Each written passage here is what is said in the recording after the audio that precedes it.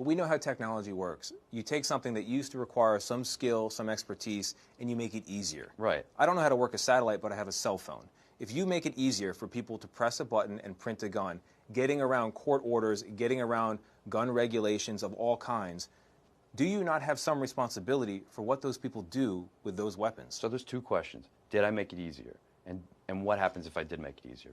Empirically, it's a question. I don't believe that today you printing a gun is easier than you going to buy a gun, you going to illegally make a gun from other tools, or you just finding one on the street or something. You could trip over guns in this country, right? Kids on the streets find them in trash cans, okay? This is not somehow 3D printing has now like opened up the debate. The other part is, well, and then don't you bear that responsibility? Look, I am a marginal, at best, player. I sit here in a warehouse in Austin, Texas. I've contributed to what? Over 5 years. Hundreds of thousands of downloads. How many times have you come in here and asked me about the times that people have used that gun? They haven't used it. So it's an empirical question. Put the philosophy books away. Put the Constitution. Philosophy. Hold on. Put the seminar discussion to one side and answer me this. When somebody downloads a gun from your website with your blueprints and kills somebody with it, how are you going to feel personally? I don't believe that if I allow you to download an AR-15, the full plans are an AR-15, I don't believe that I provided you anything other than the general knowledge of what an AR-15 is. I've given you no productive capability. You have to take it all that way yourself. I am no different from a publisher of information. Hold on. You also sell a milling machine that allows people to finish the lower half. You have to understand the debate. The file on my site, which everyone wants to stop, is for a 3D plastic gun. No, I get it's that. not. No, you don't get it. I have 10 files, right? Only one of those is 3D printable, and it's that little pistol. That's my little demonstration. The file for the AR-15, which we're talking about in this example, those are the full technical plans from the AR-15. That's how they've looked in computer-aided design for who knows, as long as there's been computers to aid design. If you have that information, you're no more enabled to make it than any other manufacturer or gunsmith in this country. You still have to put in all that effort, all that time. You still have to understand how to do it.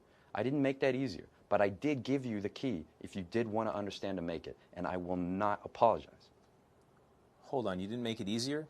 No, I gave you the plans. You can see what an AR-15 looks like. Seems like that would make it easier. My brother, if you can see what an AR-15 looks like, that doesn't mean you understand how to make it. If I own a 3D printer, I can make the Liberator that you have on your site. If I buy that milling machine behind you from you, I can make an AR-15. You can finish an AR-15 lower receiver with NC code. This is another conversation. This is a whole separate conversation. It is a separate conversation, but it's underneath the banner of your goal is to make guns as readily available as possible. Is that not your goal? I want to benefit the American rifleman in his legal pursuits. You can make an AR-15 in this country. You can understand how to make an AR-15. You can examine the plans of an AR-15. None of these are sanctioned activities. They are all expressly legal and have always been. In your court filings, you've argued that it's in the public interest, everything you're doing. How? Absolutely. Walk me through your thinking on that. Think about this. The minute any government authority under any color of law tries to impede publicly protected speech, it's against the interests of all Americans de facto. I think people look at your First Amendment argument and think it's a clever way to win a legal battle. I think the reason there's a conversation right now, the reason you have more than a dozen attorneys general fighting you, is because you're trying to enshrine the Second Amendment forever, to provide a guarantee beyond the Constitution that no regulation will limit anyone's access, to a firearm. That's not an unfair description, right? I am a Second Amendment partisan, if you will, right? I believe what I'm doing immeasurably enables the Second Amendment. It immeasurably expands it in a technical era, right? It allows our culture to move into the internet in the 21st century. What, I'm not allowed to believe that? I'm not allowed to advocate for that? I got to just sit down with some NGO that says, no, we don't think you should. Well, I think you should. We can't have organizations that are on my side of the debate. I don't know how to make a gun, but I do know I've seen you talk about how I could buy that thing behind you and make one in my kitchen. Great question. So would you like to know how to make the gun? Yes or no? Like you can choose that you don't want to make it. Do you get to make that choice for someone else?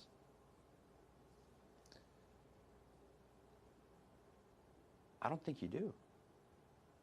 I think you know who's going to get access to these weapons. But look, what I just gave you is a fundamental question.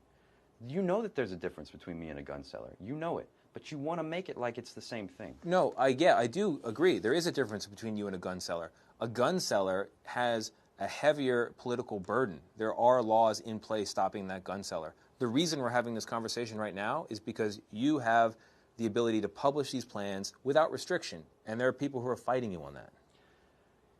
Without restriction. When you say it, I think people are going to hear something different than what that legally actually means.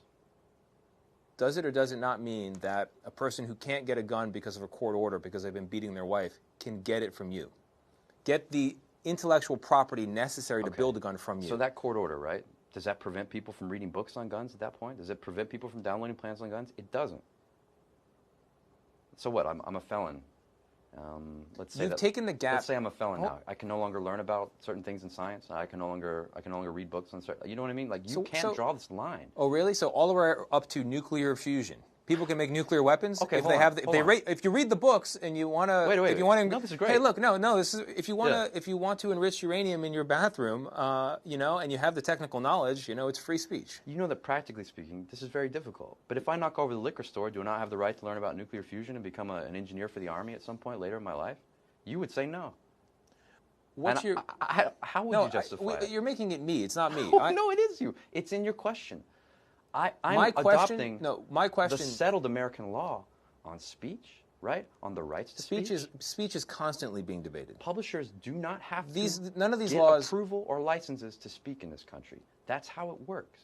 That's how it's always worked. It worked in cryptocurrency and encryption because there are dual uses for those technologies. This is a different can of worms. The state, if you're going to use dual use on me, the State Department makes that designation. The State Department in this case has made the designation that arms up to .50 caliber don't have a military use. Is the Trump administration your friend in all this? I believe the Trump administration has nothing to do with this.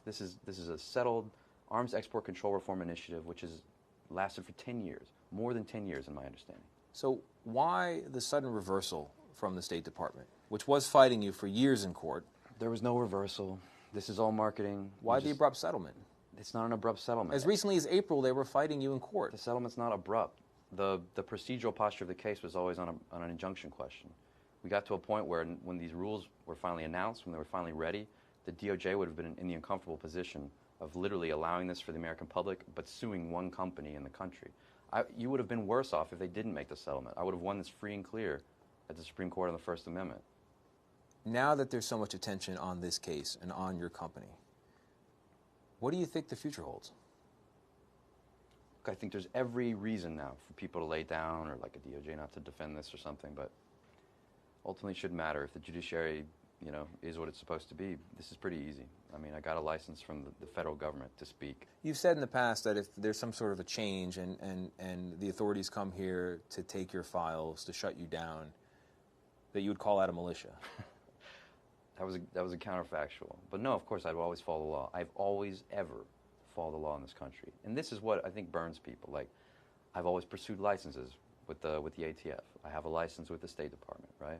I know what it is to be a regulated publisher, to be a regulated seller of even my equipment here under the Commerce Department. I screen people according to every law, every article that I'm supposed to. I participate in ATF special investigations. I respond to subpoenas from the different U.S. attorneys around this country. I am nothing if not compliant with every single law and every single power that has jurisdiction over me. Why do you think people call you one of the most dangerous men in the world? In fact, you've been named that twice by a national magazine. People need something to be entertained by, probably.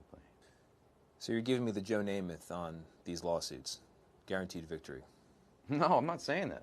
You think you're going to win? You know how the judicial process is. It's a very political process, but I believe ultimately we have the law on our side here. And I think the hill is even greater now for them to climb. Our enemies should have intervened years ago, right? But now it's convenient to because it's easier to market on it, it's easier to advertise about it. If the political winds shift and your operation is threatened, are you prepared to take up arms? No, look, the political winds shift every 3 or 4 years. You'll right? sit it out.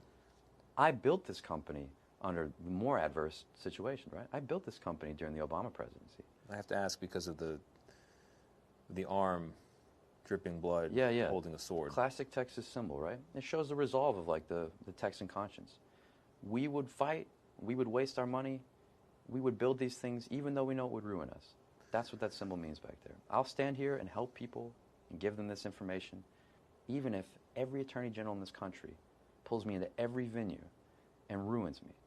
I know that Even if tomorrow somebody downloads one of your guns, makes it, and commits a heinous act? look, I accept that that's a possibility. Like, I accept it. I believe that there's enough. Now, we've gone over this multiple times, man. You're not going to shame me. You accept that it's a possibility. You're just not going to shame me into not speaking. I won't be shamed. This is You a were form shameless. in this sense. Sure. When you smile like that, I think people don't. Because it's believe- TV. You're giving me TV models. Oh, you're shamed. You know, look. And I get the game, okay?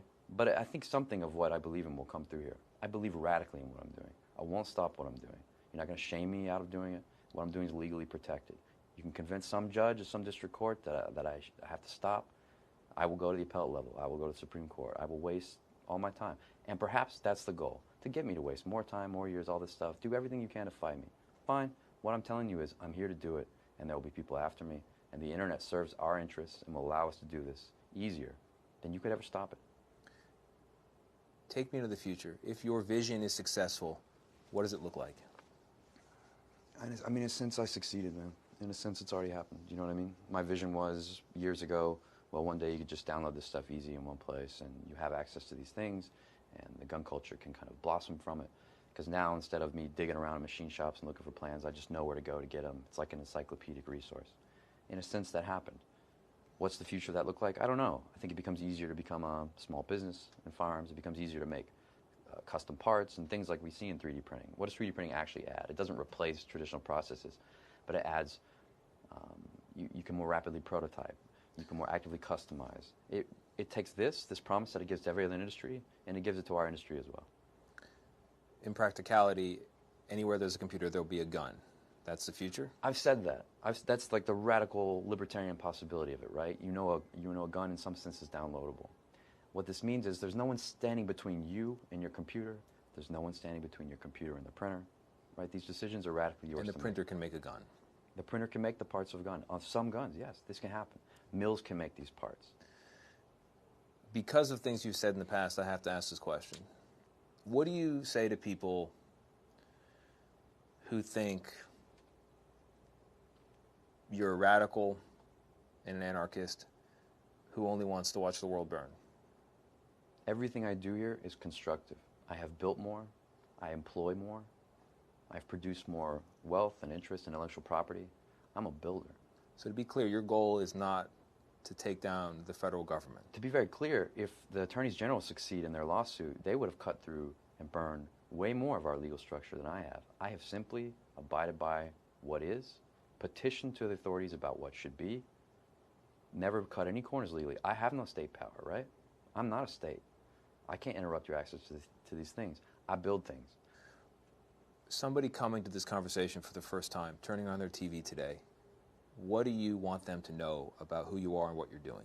I want people to know that we're friends of freedom. It's about freedom for us. And this is the most consistent and wholesome American purpose and set of ideas that there's ever been. Yeah, we come from Texas. Maybe we disagree about what freedom means.